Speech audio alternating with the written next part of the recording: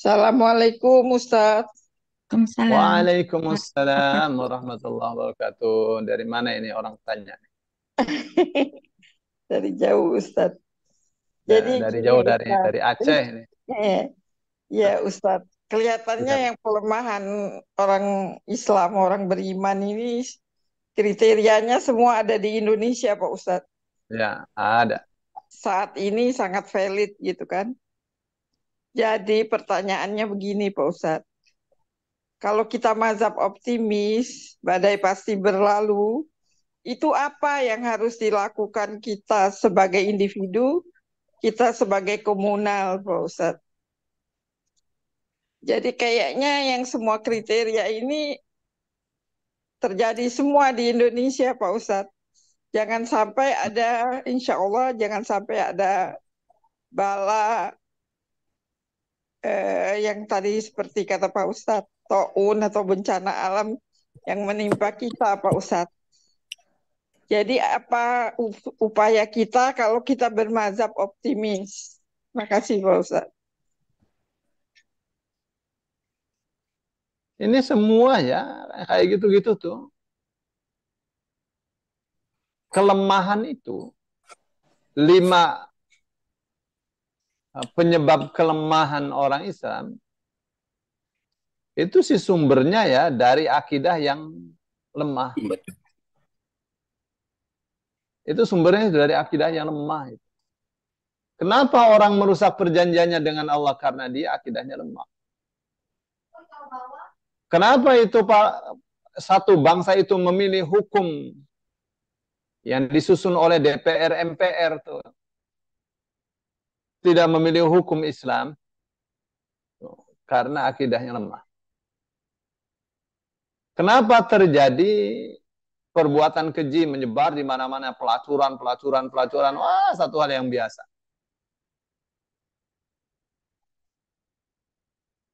Kenapa itu dibiarkan seorang perempuan yang hamil di luar nikah, koar-koar setiap hari, menghiasi dinding-dinding berita? Karena bangsa ini bangsa yang sakit. Itu tidak selayaknya itu sang artis bangga dengan kehamilan tanpa pernikahan. Ya, dan tidak selayaknya pula berita itu disebarkan. Nah, karena itu akan mengotori pikiran manusia. Kenapa itu bisa terjadi? Akidahnya nggak benar. Artis yang brengsek, wartawan yang juga brengsek juga. Karena tujuannya itu uang, tujuannya menjajakan kekejian.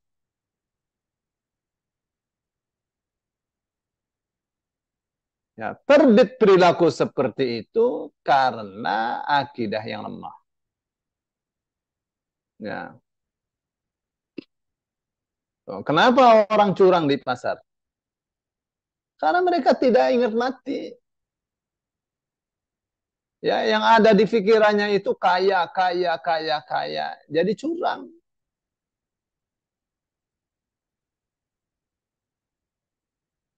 Itu ada orang ya di Tanah Abang dipercaya oleh pemilik tokonya untuk uh, memanage perusahaannya. Ya dapat untung banyak. Tuh. Tapi satu ketika terungkap bahwa orang kepercayaannya ini membangun rumah harga 3 miliar. Tuh sudah dicurangi itu, tapi sudah apa namanya? Eh,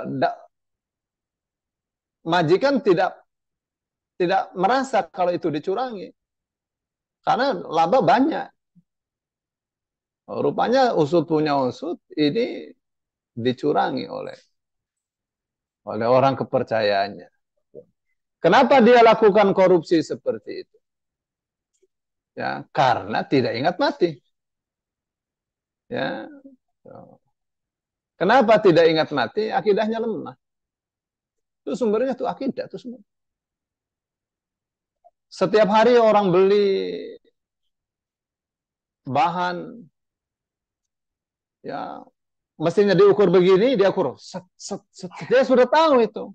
Sekali ukur sekian, ini 1 meter, dia ambil 5 cm, 5 cm, 5 cm.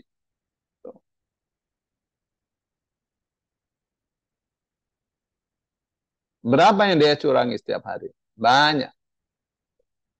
Dia pikir itu kemenangan, padahal itu adalah bencana. Kenapa dia lakukan itu? Karena akidahnya lemah. Dia tidak paham itu kalau Allah akan sangat murka sekali. Ini orang curang dalam timbangan. Waduh, pada curang. Mereka pikir kalau dapat duit banyak, itu kesuksesan. Ya, anaknya menghamili orang lain. Anaknya ada saja itu. Ya, lihat tuh. Kenapa orang tidak mau bayar zakat? Nah, karena akidahnya lemah. Kalau akidahnya bagus, dia tahu tuh. Barang yang tidak dizakati akan dijadikan setrika besok di neraka. Yang akan menyetrika wajah dia. Menyetrika badan dia. Badan disetrika kayak apa itu rasanya itu? Berapa mestinya dia bayar zakat? Mestinya dia bayar zakat 10 juta. Dia tidak zakatkan itu. 10 juta itu jadi 5 gram. 5 gram emas itu sedikit aja segini. Ya. Tapi kalau jadi setrika, tempelkan sekali saja bikin luka. Itu setrika di dunia. Bagaimana dengan setrika di neraka? Kenapa dia tidak mau bayar zakat? Karena akidah dia lemah. Tuh. Jadi apa yang harus kita lakukan? Yang harus kita lakukan adalah islahut tarbiyah. Ya. Perbaikan pendidikan. Karena orang kalau pendidikannya bagus, akidahnya bagus. Pendidikan apa? Pendidikan syariah. Pendidikan tentang Islam. Ya. Jadi kapan ini bisa terlaksana? Akan terlaksana dengan baik apabila pemimpin kita adalah orang yang mengerti pendidikan bangsanya. Akan terlaksana dengan baik. Orang yang punya gagasan, punya ide yang benar untuk memajukan bangsanya, mensejahterakan bangsanya, lahir batin. Tapi kalau pemimpin itu hanya membidik kekuasaan, wah, itu akan menjadi petaka bagi bangsa. Perbaikan pendidikan itu adalah sumber ya, dari perbaikan untuk bangsa, untuk umat ini.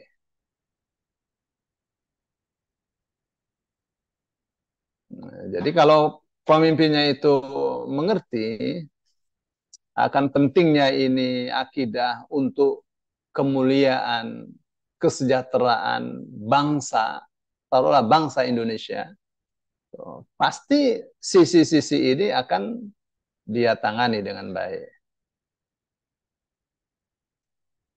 Ya, memang mesti dikonsep, ya. Mesti dikonsep betul itu. Perbaikan pendidikan.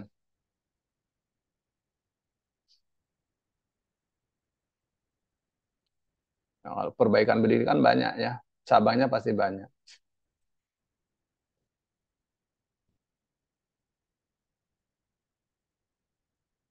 Jadi dari segala sisi, dari segala lini ya. Ini pendidikan di sekolah-sekolah, di jenjang-jenjang pendidikan dari TK sampai perguruan tinggi sampai S3 ya, dan sampai pasca. Ini pendidikan untuk mereka-mereka yang sudah kadung menjadi anggota legislatif, yudikatif, apalagi itu. Ya. Nah, itu mesti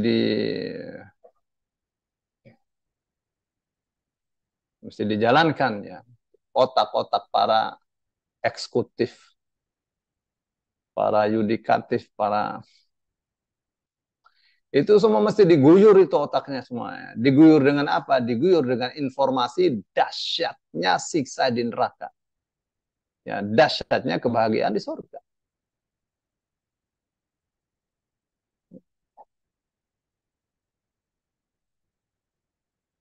Para artis, karena zaman sekarang tontonan sudah menjadi tuntunan. Ya, itu mesti diguyur semua tuh otaknya itu. Ya, supaya mereka menolak adegan-adegan yang tidak benar. Ya, karena itu akan menjadi dosa jariah, dosa terus selama itu ditonton. Masalah akidah. Nomor satu tuh masalah akidah. Jadi kalau pemimpinnya mengerti, para pemimpin mengerti hadis ini, ya, pemimpin akan berpikir itu. Bagaimana nih hukum Islam ini bisa diterapkan dengan baik? Dia akan berpikir.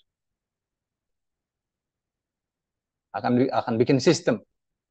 Ya, supaya satu ketika semua bersepakat bahwa hukum itu harus memiliki efek yang menyebabkan rakyat hidup aman, sejahtera.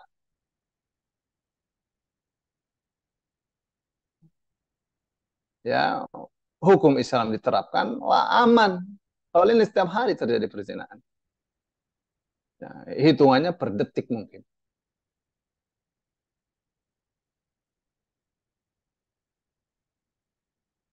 Akidah. Jadi semestinya yang semua kekuatan umat ini ya dikerahkan untuk membawa umat ini akidahnya kuat, ilmunya luas, wawasannya luas, akhlaknya mulia. Tuh mestinya ya. Semua kekuatan ekonomi, kekuatan bersenjata, kekuatan sumber daya alam, sumber daya manusia, semuanya digiring untuk satu tujuan yang mulia, apa itu? Perbaikan pendidikan, perbaikan atau penguatan akidah. Mesti kalau akidahnya kuat, wawasannya bisa luas, akhlaknya mesti mulia. Ya, nggak ada yang namanya pada berbuat keji begitu. Kalaupun ada tidak banyak. Ya, karena takut diberi sanksi. Sanksinya kan berat. Ya. Mencuri potong tangan, korupsi disalib aja, dibunuh disalib. Tuh. Nah, karena korupsi dengan mencuri itu beda. Oh, ini lenggang aja itu 3,7 triliun kayak apa duitnya? Sudah nggak zaman lagi sekarang korupsi 100 juta itu dianggap 100 rupiah.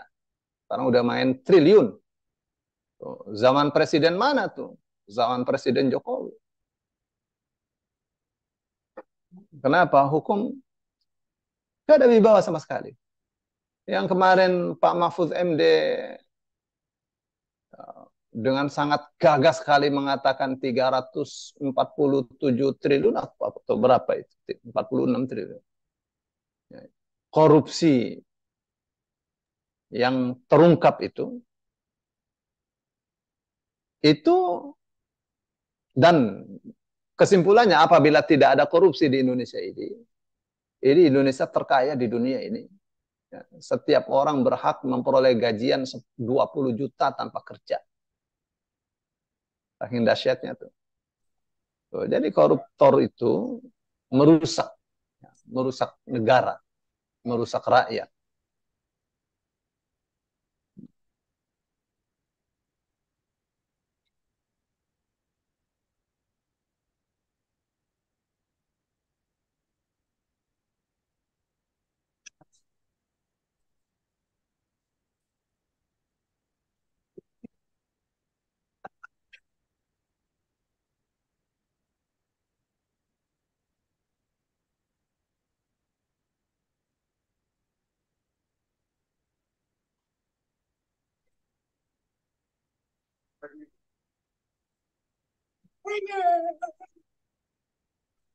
Ada.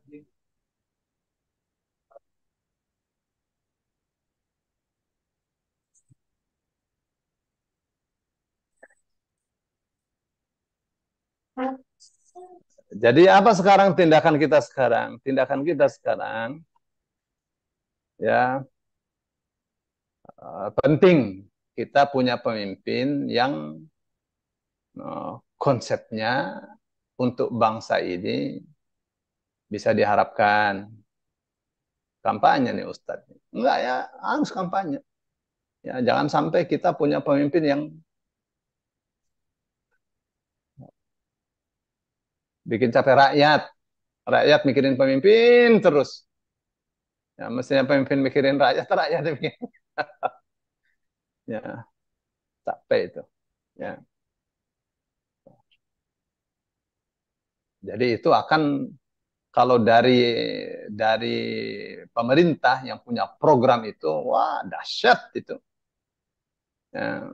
Nah, bersamaan dengan itu, ya, jadi tindakan kita atau strategi kita punya pemimpin yang soleh, yang mengerti agama dengan baik. Dari tiga tuh mana tuh yang kalau dari tiga ya Anies Baswedan. Anies Baswedan agamanya lebih bagus dari semua itu. Wakilnya ada dua tuh bagus. Ya. Muhaimin sama Mahfud MD itu. Orang ngerti agama semua. Dan bagus. Jadi kalau dari komposisinya, ya, yang Amin itu, Anies Baswedan sama Muhaimin itu, ya lengkap lah itu. Ya, lengkap itu. Prabowo Gibran, ya Pak Prabowo baguslah untuk pertahanannya. Tapi kalau Gibrannya itu ya,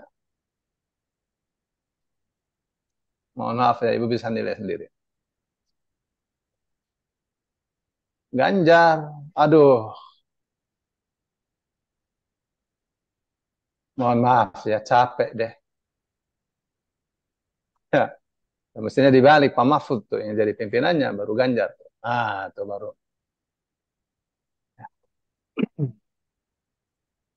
Tapi ini semuanya mikirnya elektabilitas ya. Yang dipikir itu urusan elektoral aja.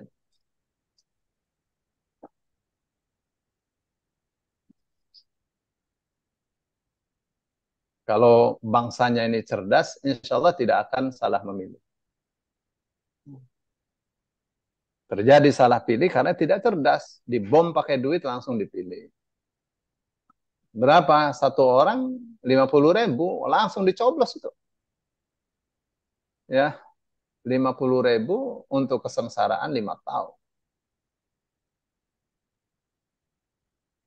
Ya, semoga Allah memberikan kepada kita pemimpin yang adil, yang bijaksana, yang membawa masyarakatnya mulia. Amin. Ya, mulia dunia, mulia akhirat. Amin. Itu kita harapkan. Ya, jadi itu satu sisi strategi kita.